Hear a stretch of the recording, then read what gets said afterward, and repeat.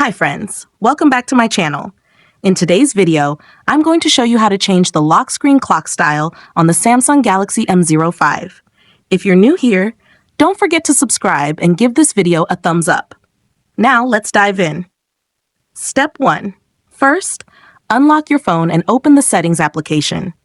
This is where you can find various customization options for your device, including display settings, security settings, and accessibility features. Step 2. Now locate the search icon in the top right corner and tap on it.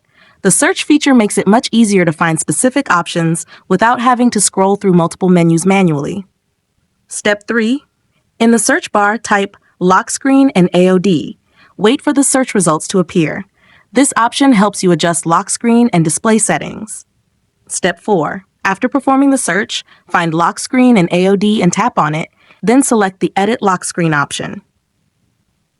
Step 5.